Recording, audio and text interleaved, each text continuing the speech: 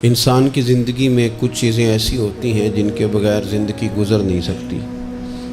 اتنی دیر تک جتنی دیر تک وہ چیز اس کے پاس موجود ہوتی ہے اسے نہ اس بات کا ادراک ہوتا ہے نہ احساس ہوتا ہے،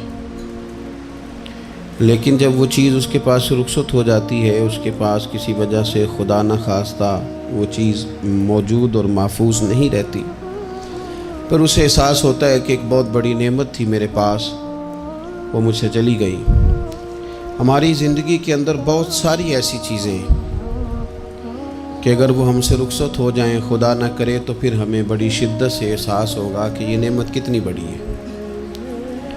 آپ قوس و قزح کے رنگ دیکھتے ہیں، دھوپ اور چھاؤں میں لوگوں کے چہروں کو ملاحظہ کرتے ہیں، آپ اپنے بچوں کو محبت کی نظر سے دیکھ کر دل کو ٹھنڈا کرتے ہیں، آپ اپنے ماں باپ کو محبت کی نظر سے دیکھ کر کامل حج کا ثواب حاصل کرتے ہیں، قرآن مجید کی زیارت کر کے آپ اپنے دل میں بہت سارا سرور محسوس کرتے ہیں، لیکن یہ ساری نعمتیں اتنی دیر تک آپ کے پاس ہیں جب تک آپ کے پاس آنکھ کی نعمت موجود ہے۔ اگر یہ رخصت ہو جاتی ہے نا، اگرچہ اتنی ساری نعمتوں میں یہ ایک نعمت ہے، لیکن آپ آنکھ نہیں ہے تو آپ کو تو اپنوں کا احساس بھی نہیں، آپ تو اپنوں کے چہرے بھی دیکھ نہیں پائے۔ کوئی بھی نعمت جو آپ کے پاس ہے، آپ کبھی محسوس کریں کہ اگر اس نعمت کا وجود ہمارے پاس نہ ہوتا تو ہماری کیفیت کیا ہوتی۔ یہ سانس ہے، ہم دو دفعہ سانس کا استعمال کرتے ہیں، ایک دفعہ اندر جاتی ہے اور ایک دفعہ باہر آتی ہے۔ اگر اندر نہ جائے تو بھی مسئلہ ہے، چلی گئی ہے لوٹ کر باہر نہ آئے تو بھی بہت بڑی مشکل ہے۔ تو اس کا اندر اور باہر جانا یہ زندگی کا احساس ہے۔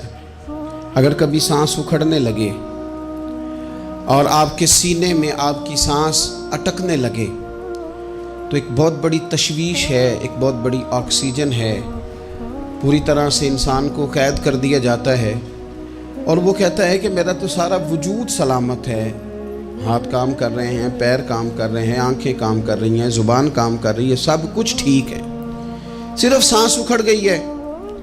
تو انسان محسوس کرتا ہے کہ یہ ساری چیزیں سلامت ہونے کے باوجود میرے کسی کام کی نہیں۔ آپ کے پاس جتنی بھی نعمتیں ہیں ان کو اگر آپ شمار کریں تو کبھی آپ کہیں گے کہ ساری نعمتوں میں آنکھ زیادہ ضروری ہے، کبھی کہیں گے کان زیادہ ضروری ہے، کبھی کہیں گے زبان زیادہ ضروری ہے، کبھی کہیں گے دل زیادہ ضروری ہے، کبھی کہیں گے روح زیادہ ضروری ہے، لیکن میں آپ سے عرض کروں ان ساری چیزوں کے بغیر گزارا ہو سکتا ہے، رسول کائنات کی غلامی کے بغیر گزارا نہیں ہوتا۔ کیوں؟ اس لیے کہ اگر حضور کی شفقت نہ ہو، نبی پاک علیہ السلام کی رحمت نہ ہو، وہ ابن القیم نے ایک جگہ پہ کہا تھا کہ یہ حضور نے ہمیں انسان بنایا ہے، یہ نبی پاک علیہ السلام نے انسانیت کے اسباق پڑھائے ہیں، اخلاقی رویے کیا ہوتے ہیں حضور نے بتلائے ہیں، اگر حضور کا کرم نہ ہوتا تو انسان ایک دوسرے کو کاٹ کے کھاتا۔ یہ حضور نے بتلایا ہے کہ تم نے کس طرح زندگی کو گزارنا ہے۔ محبوب کریم علیہ السلام کا وجود نور ایک ایسی چیز ہے کہ اگر وہ کائنات سے معاذ اللہ سائڈ پہ کر دیا جائے تو اس کائنات کا قائم رہنا کسی صورت بھی ممکن ہے ہی نہیں۔ اسی لیے تو اقبال نے کہا تھا کہ ہو نہ یہ پھول تو بلبل کا ترنم بھی نہ ہو، چمن دہر میں کلیوں کا تبسم بھی نہ ہو نہ یہ ساقی تو پھر میں بھی نہ ہو، خم بھی نہ ہو، اور بزم توحید بھی دنیا میں نہ ہو، تم بھی نہ ہو۔ وہ بڑی بات کہہ گئے ہیں، میں نے بھی اس کو کوئی نہیں کھولنا، کہتے ہیں بزم توحید بھی دنیا میں نہ ہو، تم بھی نہ ہو، خیمہ افلاق کا استادہ اسی نام سے ہے، اور نبض ہستی تپش آمادہ اسی نام سے ہے۔ تو اقبال پھر ہمیں کرنا کیا ہے؟ کہنے لگے کرنا آپ کو یہ ہے کہ قوت عشق سے ہر پست کو بالا کر دے اور دہر میں اسم محمد سے اجالا کر دے، یہ کرنے کا کام ہے۔ اس رستے پہ آپ چل پڑیں میرے بھائی۔ پہلی امتوں کے آپ تذکرے پڑھ لیں، کتابوں میں موجود ہیں، سورہ آراف کو دیکھ لیں، اس میں بہت ساری چیزوں کا تذکرہ کر دیا گیا ہے، اور بھی قرآن مجید کی بے شمار صورتیں ہیں، آپ ان کو دیکھ لیں، اس پر غور کر لیں۔ جب قومیں نہیں مانتی تھی، انکار کرتی تھیں، تو اللہ تبارک و تعالیٰ انہیں تباہ کر دیتا تھا۔ بات نہیں مانی، ختم ہو گئی۔ ایک مقصد ہے نا جس کے لیے کسی چیز کو بنایا گیا، تو مقصد تخلیق انسانیت کیا ہے کہ وما خلقت الجن والانس الا لیعبدون، جنوں اور انسانوں کو اللہ نے اپنی عبادت کے لیے پیدا کیا، اور ان کو جب عبادت کی دعوت دی گئی، جب انہیں پیغام دیا گیا اللہ تعالیٰ کی توحید کا، انہوں نے نہیں مانا، تو جس مقصد کے لیے بنایا تھا جب اس طرف ہی نہیں آئے۔ یہ پنکھا لگایا جاتا نا ہوا کے لیے، تو اگر پنکھا ہوا نہ دے تو اس کا کوئی چھت پہ کام ہے؟ اس کو اتار کے تو آپ سکریب والے کے پاس بھیج دیں گے، بھی ختم ہو گئی بات۔ تو مقصد جو تھا نا اللہ کی عبادت تھی، تو جب قومیں اللہ کی عبادت کی طرف نہیں آئیں تو اللہ نے انہیں تباہ کر دیا اور صفحہ ہستی سے مٹا دیا۔ اللہ تعالیٰ کے پیارے محبوب علیہ السلام نے کفار مکہ کو، قریش کو، عالم عرب کو، عالم انسانیت کو دعوت دی، وداعیا الی اللہ باذنہ وسراجا منیرا۔ اس منصب پر فائز ہو کر حضور نے دعوت دی۔ جب انہوں نے دعوت کا انکار کیا، حضور نے انہیں عذاب سے ڈرایا، اللہ کے عذاب سے، چونکہ حضور نذیر ہیں۔ انہوں نے یہ کہا کہ اگر آپ کہتے ہیں نا کہ ہم پر عذاب آئے گا تو پھر آپ وہ عذاب لے آئیں، ہم پہ آئے۔ جب کوئی آدمی منہ سے تباہی مانگے، جب کوئی شخص اپنے منہ سے یہ کہے کہ کر لیں جو ہوتا ہے معاذ اللہ، تو اگر تو سامنے والا کمزور ہو تو شاید وہ کچھ نہ کر سکے، لیکن یاد رکھنا کئی دفعہ کمزور ہوتا ہے تو کچھ نہیں کرتا، تو کئی دفعہ مہربان بڑا ہوتا ہے، رحمان اور رحیم کئی دفعہ کرم نوازی کرتا ہے۔ جب انہوں نے کہا نا کہ لائیں وہ عذاب ہے محبوب جس کا آپ وعدہ کرتے ہیں، تو اللہ نے کیا فرمایا؟ فرمایا وما کان اللہ لیعذبہم وانت فیہم۔ محبوب رب کی یہ شان ہی نہیں کہ انہیں عذاب دے، کیوں؟ اس لیے کہ آپ ان کے درمیان موجود ہیں۔ اے محبوب علیہ السلام، اللہ کی یہ شان نہیں کہ انہیں عذاب دے اس حال میں کہ آپ ان کے درمیان موجود ہیں۔ آپ میری بات کو سمجھیں گے، غور کریں گے کہ کافروں کے درمیان اگر حضور موجود ہوں تو عذاب نہیں آتا، تو قیامت میں جب حضور مومنوں کے بیچ موجود ہوں گے، مجھے کہہ لینے دو نا کہ اساں جہاں گناہیاں دا جدوں اعمال نامہ پھرول ہوئے، پھر ذرے ذرے نے سامنے آ جانا ہے، جو جو منہ تھی بولیا بول ہوئے، اساں بھی کول حضور دے بیٹھ رہنا ہے، لکھ عمل ترکڑی تول ہوئے، او دے کولوں بھی رب نے حساب لینا ہے جیڑا بیٹھا ہی محمد دے کول ہو صلی اللہ تعالی علیہ وسلم، او دے کولوں بھی رب نے حساب لینا ہے جیڑا بیٹھا ہی محمد دے کول ہوئے، جس کو کہتے ہیں قیامت حشر، جس کا نام ہے، جس کو کہتے ہیں قیامت حشر، جس کا نام ہے۔ تیرے دیوانوں کے لیے وہ دن تو جشن عام ہے، زیارت ہوگی نا حضور کی، تیرے دیوانوں کے لیے وہ دن تو جشن۔ اور ایک شاعر نے اور بات کھول دی، کہنے لگا ہر نظر کانپ اٹھے گی محشر کے دن، خوف سے ہر کلیجہ دہل جائے گا۔ اچھا جی پھر کیا ہوگا؟ ہر نظر کانپ اٹھے گی محشر کے دن، آنکھیں پھڑ پھڑائیں گی، کانپیں گی اور کلیجے پھٹیں گے۔ منظر ہی ایسا ہوگا، انسان اپنے پسینے میں ڈبکیاں کھا رہا ہے، حساب کا وقت آ گیا ہے اور سورج سوا نیزے پہ ہے، زمین دھڑک رہی ہے، تو کہنے لگے ہر نظر کانپ اٹھے گی محشر کے دن، خوف سے ہر کلیجہ دہل جائے گا، پھر اوڑھ کر کالی کملی وہ آ جائیں گے، پھر اوڑھ کر کالی کملی وہ آ جائیں گے، پھر اوڑھ کر کالی کملی وہ آ جائیں گے، ہر نظر کانپ اٹھے گی محشر کے دن، خوف سے ہر کلیجہ دہل جائے گا، پھر اوڑھ کر کالی کملی وہ آ جائیں گے، سارے محشر کا نقشہ بدل جائے گا۔ میرے عزیز، حضور کے بغیر گزارا، نبی کریم کے بغیر کوئی چارہ، ہمارا کوئی سہارا ہی نہیں حضور کے بغیر، ہم کدھر جائیں سوائے محبوب کے۔ اس لیے نا صحابہ اس بات پر مطلع ہو گئے تھے، وہ نا بڑی بڑی دھیمی دھیمی باتیں پوچھتے رہتے تھے، اطلاع مل گئی تھی نا کہ اصل کرنا کیا ہے۔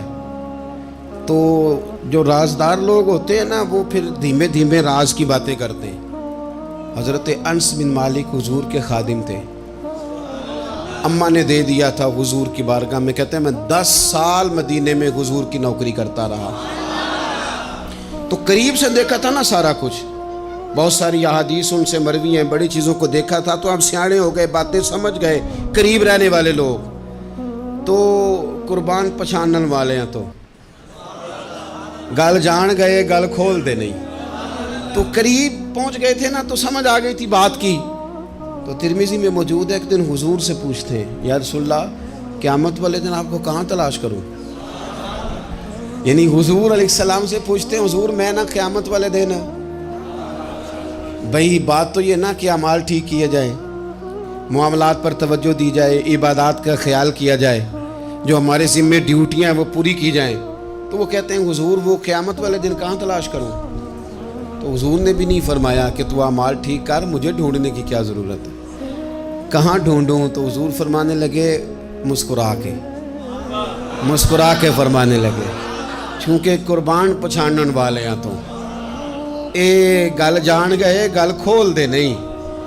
حضور علیہ السلام سے کہا یا رسول اللہ میں نہ قیامت والے دن کہاں تلاش کروں. تو حضور فرمانے لگے حوض کوثر پہ. یا رسول اللہ وہاں کیا ہوگا. تو فرمایا امت پیاسی آئے گی تو میں جام بھر بھر کے پلاؤں گا, میں جام بھر بھر کے پلاؤں گا. ایسا کی تیری خیر تیرے میں کدے کی خیر, ایسی پلا کہ جس کا نشہ عمر بھر رہے. اور ایک نے کہا تھا کہ طیبہ سے منگائی جاتی ہے, سینوں میں رچائی جاتی ہے, توحید کی میں پیالوں سے نہیں نظروں سے پلائی جاتی. حضور صلی اللہ علیہ وسلم نے فرمایا حوض کوثر پہ بھی جام پلائیں گے. سیانے بڑے تھے حضرت انس, اور بلا ہمارا کر رہے تھے. یہ حضور سے پوچھ کے نا تو ہمیں ایڈریس بتا رہے ہیں, کیونکہ حدیث روایت کر دی نا تو ہمیں ایڈریس سمجھا دیے, پتے بتا دیے کہاں پہنچنا ہے, ساری جگہ سمجھا دی. چلیں جدید دور آ گیا ہے, انہوں نے لوکیشن بتا دی کہاں کر کے نا کس جگہ جا کے سٹاپ کرنا ہے کام. یا رسول اللہ وہاں ملاقات نہ ہوئی تو حضور نے فرمایا پھر پل صراط پہ آنا. یا رسول اللہ وہاں کیا ہوگا. فرمایا امت گزر رہی ہوگی اور میں دعائیں مانگ رہا ہوں گا, رب سلم امتی رب سلم امتی, یا اللہ میری امت کو سلامتی سے گزار دے. تو وہاں آ جانا, میں دعائیں وہاں مل جاؤں گا. قربان جائیں. فاضل بریلوی بول پڑے, کہنے لگے خدا کی رضا چاہتے ہیں دو عالم, خدا چاہتا ہے رضائے محمد. اجابت کا جوڑا عنایت کا سہرا, دلہن بن کے نکلی دعائے محمد. اجابت نے جھک کر گلے سے لگایا بڑی ناز سے جب دعائے محمد. رضا اب پل سے وجد کرتے گزریے کہ ہے رب سلم دعائے محمد صلی اللہ. تو عرض کی یا رسول اللہ وہاں ملاقات نہ ہوئی. تو میں نے کہا وہ ہمیں لوکیشن سمجھا رہے تھے, انہیں تو پتا تھا پہلے ہی. ایک قربان پچھانن والے ہیں, تو ایک گل جان گئے گل کھول دے نہیں. تو وہاں نہ ملاقات ہوئی تو حضور نے فرمایا پھر میزان عمل پہ آنا. یا رسول اللہ وہاں کیا ہوگا. فرمایا امت کے عمل تول رہے ہوں گے اور میں ان کے لیے دعائیں کر رہا ہوں گا. میں نہیں جا سکا کبھی بچوں کے ساتھ پیپر دلوانے, استاد کو اجازت نہیں دیتے, کہتے ایگزامینر اور آئے گا کوئی, جس نے پڑھایا ہو اسے اجازت نہیں کہ تو جا. ابا جی کو اجازت نہیں ہوتی کہ وہ ایگزامینیشن ہال میں جائے, وہاں تو کوئی اور لوگ آتے ہیں. یہ بھی عجیب سبق ہے نا کائنات کا کہ سارے تعلیم و تربیت کے اسباق بھی حضور پڑھائیں, رنگ بھی سارا حضور ہی بتائیں, اور قبر کے سوالات بھی سارے ہمیں حضور بتا دیں, اور جب پیپر ہونے لگے تو سرانے بھی کھڑے ہو جائیں. تو پھر کہہ لینا ایک دفعہ پھر کہ وہ دے کولوں کی رب نے حساب لینا, جیڑا بیٹھا ہی محمد دے کولوں, وہ دے کولوں کی رب نے حساب لینا. میرے عزیز ہمارا گزارا نہیں حضور کے بغیر. لوگ اصل میں نا ہمارا مسئلہ نہیں سمجھتے, ہمارا مسئلہ کچھ اور ہے. لوگ ہمیں نا بلا وجہ پریشان کرتے ہیں, کبھی جھنڈے سے, کبھی ڈنڈے سے, کبھی جھنڈی سے, کبھی کسی شے سے, کبھی کسی شے سے. کبھی کہتے ہیں وہ نعت اونچی پڑھ لی, کبھی کہتے ہیں سلام اونچا پڑھ لیا, کبھی کہتے ہیں وہ جھنڈیاں لگا دیں. میں نے کہا آپ کی بات بھی ٹھیک ہے, پر ہمارا مسئلہ تو سمجھو نا, ہمارا گزارا نہیں نا بھائی. جو کسے دا عاشق ہووے او گل اسے دی, 100 مکر بہانے کر کے میں پوچھے میاں صاحب نو مزار تے جا کے کہ مکر کرنے ٹھیک نے؟ تساں کہنا مکر کردا ہے تے حضور ٹھیک نے؟ تے مینوں لگدا ہے کہ پولا جان دے سے پے کہ سونا راضی کرنا ہوئے تے موڑ ٹھیک نے۔ حضور نے ایک دن کہا تھا، حضرت ابو سعید خدری نے کہا یا رسول اللہ آپ قرآن پاک کی تلاوت کر رہے تھے، قرآن پاک بڑا سونا پڑھتے تھے نا، تو نبی کریم نے سن لیا، اب کیا کریں دلیل دیں گے تو بات مضبوط ہو جائے گی۔ حضور نے سن لیا تو بعد میں فرمایا ابو سعید تو بڑا سونا قرآن پڑھتا ہے، رب کے علاوہ کسی کو دکھا کے عبادت کرنی جائز ہے؟ حضرت ابو سعید خدری کہنے لگے سن رہے ہیں مجھے پتہ نہیں تھا آپ سن رہے ہیں، ورنہ میں نے تو اور بنا بنا کے پڑھنا تھا۔ اب تو مان جاؤ نا، جو کسے دا عاشق ہوے گل اسے دی کرد ہے، 100 مکر بہانے کر کے 100 مکر بہانے کر کے او دے ہی مرنے مرد ہے۔ میرے عزیز ہماری مجبوری ہے، لوگ اس بات کو سمجھتے نہیں، ہماری مجبوری ہے، حضور کا میلاد ضروری ہے، لوگ سمجھتے نہیں بات کو، اس لیے بلا وجہ رٹا ڈال کے بیٹھتے ہیں۔ بھئی ہم نے تو کوئی رٹا ڈالنا نہیں، نہ سیاست کا، نہ دولت کا، نہ اقتدار کا، نہ کسی اور چیز کا۔ سیاست دے جھگڑے اساں چھوڑ دیتے، یہ تے محبت دا جھگڑا ہے، یہ چھڑا کوئی نہیں سکتا۔ تو میرے عزیز ہمارا حضور کے بغیر گزارا، اور نبی پاک علیہ السلام کے بارے میں رب فرماتا ہے وَلَسَوْفَ يُعْطِيكَ رَبُّكَ فَتَرْضَىٰ، محبوب میں آپ کو اتنا دوں گا کہ آپ اپنے رب سے راضی ہو جائیں گے۔ کیا کروں میں اب، یہ آیت اتنی شاندار ہے۔ حضرت امام زین العابدین رضی اللہ تعالیٰ عنہ سے کسی بندے نے کہا قرآن پاک میں سب سے زیادہ امید والی آیت کون سی ہے؟ اس کا خیال تھا لا تقنطوا من رحمت اللہ کہیں گے، اللہ کی رحمت سے نا امید نہ ہونا۔ اس نے کہا حضور سب سے امید والی آیت بتائیں، وہ کہتا میرے ذہن میں تھا کہ یہ والی آیت پڑھیں گے۔ تو امام زین العابدین رضی اللہ تعالیٰ عنہ فرمانے لگے سب سے امید والی آیت ہے وَلَسَوْفَ يُعْطِيكَ رَبُّكَ فَتَرْضَىٰ، رب کہتا ہے محبوب اتنا دوں گا کہ آپ اپنے رب سے راضی ہو جائیں گے۔ آیت نازل ہو گئی تو حضور پتہ کیا فرماتے ہیں صحابہ سے؟ فرماتے ہیں رب کہتا ہے حبیب تجھے راضی کرنا ہے، اور جب تک میرے سارے غلام جنت میں گئے نہ میں نے اللہ سے راضی ہونا ہی نہیں، میں نہیں راضی ہوتا اللہ سے، سارے جائیں گے تو تب تو میں تو کہتا ہی رہوں گا نا قربان پچھانن والے آتا۔ او گل جان گئے پر گل کھول دے، وہ گل کھول دے نہیں، پتہ چل گیا بات کا، حضور کے بغیر گزارا، حضور کے بغیر کوئی چارہ ہی نہیں۔ اور خود حضور کیا فرماتے ہیں، یہ سنن ابن ماجہ ہے، میرے رسول پاک صلی اللہ تعالیٰ علیہ وسلم ارشاد فرماتے، حدیث کے راوی حضرت ابو موسیٰ اشعری رضی اللہ تعالیٰ عنہ، حضور فرماتے کہ اللہ نے مجھے اختیار دیا۔ یا رسول اللہ کس بات کا؟ فرمایا رب نے اختیار دیا میں چاہوں تو آدھی امت بغیر حساب کے جنت چلی جائے، اور میں چاہوں تو اللہ سے اختیار لے لوں کہ یا اللہ مجھے شفاعت کا حق دے، میں سفارش کرتا جاؤں اور تو انہیں معافی دیتا جائے۔ یہ مجھے اختیار دیا اللہ تعالیٰ نے۔ تو حضور کیا فرماتے ہیں؟ فرماتے ہیں وہ آدھی امت والا سودا نہیں میں نے قبول کیا، میں نے نہ شفاعت لی ہے کیونکہ یہ عام تر ہے اور یہ کفایت کرنے والی ہے، یہ عام بھی ہے اور کفایت کرنے والی بھی ہے۔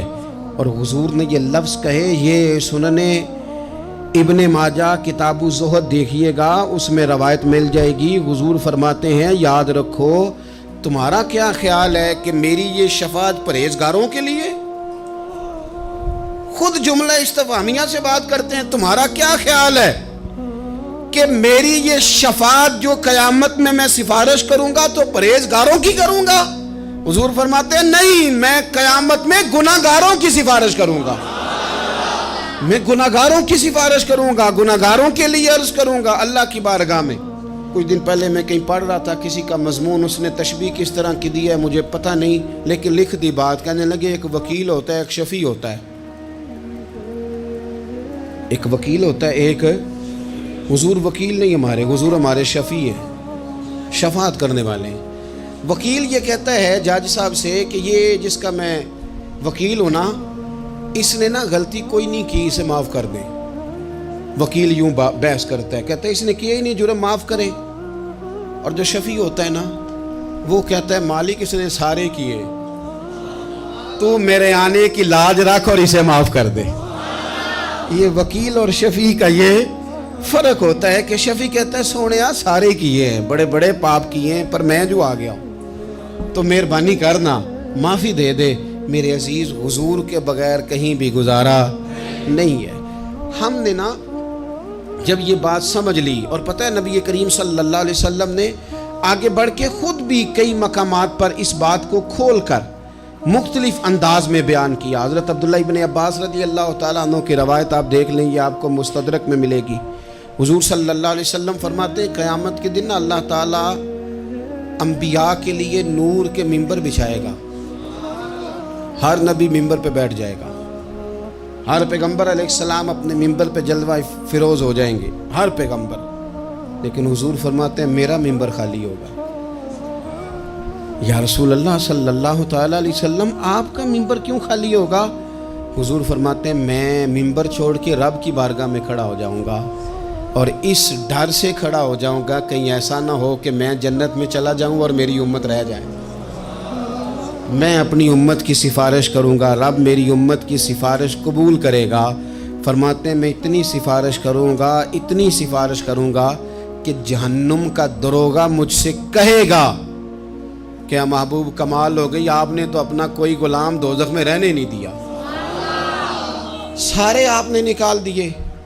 کسی شاعر نے بڑی خوب بات کی تھی، اس نے کہا تھا کہ یاد رکھو قیامت کا جو دن ہے نا، یہ قیامت کا دن دراصل ہمارا وقت ہوگا خاص، جب ہم نبی پاک صلی اللہ علیہ وسلم کی بارگاہ میں جائیں گے تو ہمیں سمجھ آ جائے گی کہ دنیا میں ہم نے کئی دوستیاں لگائی تھیں پر جھوٹی لگا بیٹھے۔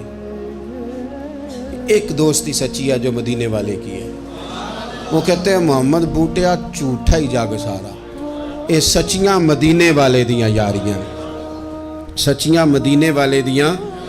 تو نبی پاک صلی اللہ علیہ وسلم کے بغیر نہ دنیا میں گزارا ہے، نہ قبر میں گزارا ہے، نہ آخرت میں گزارا ہے۔ اب ایک سبق ہے، وہ سبق بھی آپ نے ضرور یاد کرنا ہے۔ جس شخصیت کے بغیر ہمارا گزارا نہیں، نہ قبر میں، نہ حشر میں، نہ پل صراط پہ، نہ میزان عمل میں، نہ حوض کوثر پہ، تو ہمارا ان کے بغیر دنیا داری میں گزارا کیسے ہو جاتا ہے؟ ہمارا تجارت بھی حضور سے سیکھے، گھرداری بھی حضور سے سیکھے، شادی بیاہ کے طریقے بھی حضور سے سیکھیں۔ جب گزارا نہیں حضور کے بغیر تو پھر زندگی کے سارے سلیقے حضور سے سیکھیں۔ پھر ادھر ادھر جانے کی ضرورت ہے، حضور کی سیرت کو پڑھیں، سوانے کو پڑھیں، حیات مبارکہ کا مطالعہ کریں۔ یہ جو ہم میلاد کا جلوس لے کے نکلتے ہیں نا، جب ہم نے نا بہت ساری چیزوں کو سطحی سا سمجھ لیتے ہیں معاذ اللہ بعض اوقات۔ یہ جب ہم میدان میں نکلتے ہیں نا، میلاد کے جلوس میں حضور کے نام کا نعرہ لگاتے ہیں، تو ہم نا للکارتے ہیں اس نظام کو جو نظام حضور سے پہلے تھا۔ امیر غریب کی تقسیم تھی، ذات برادری کی تقسیم تھی، چھوٹے بڑے کی تقسیم تھی، گورے کالے کی تقسیم تھی۔